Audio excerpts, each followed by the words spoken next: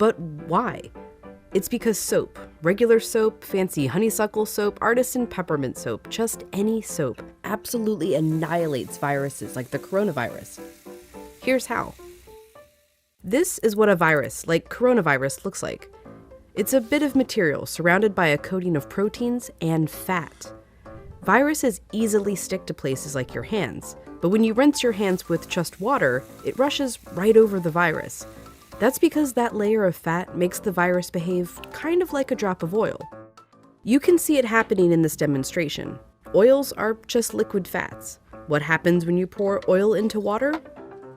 It floats. It doesn't mix. But add soap, and suddenly that fatty oil dissolves into the water. That's because inside, soap has two-sided molecules. One end of the molecule is attracted to water, the other end to fat. So when the soap molecules come in contact with water and fat, these dual attractions literally pull the fat apart, surrounding the oil particles and dispersing them through the water. Let's go back to our coronavirus molecule with that layer of fat holding everything together. When it interacts with soap, bam, that fat gets pulled out by the soap. Soap literally pulls apart and demolishes these viruses. And then the water rinses the harmless leftover shards of virus down the drain.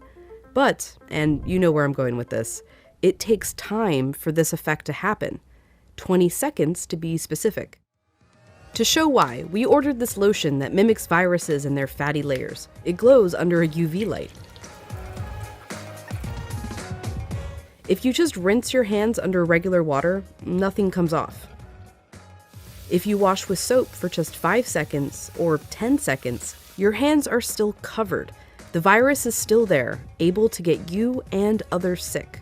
But 20 full seconds, now the soap is actually destroying the virus.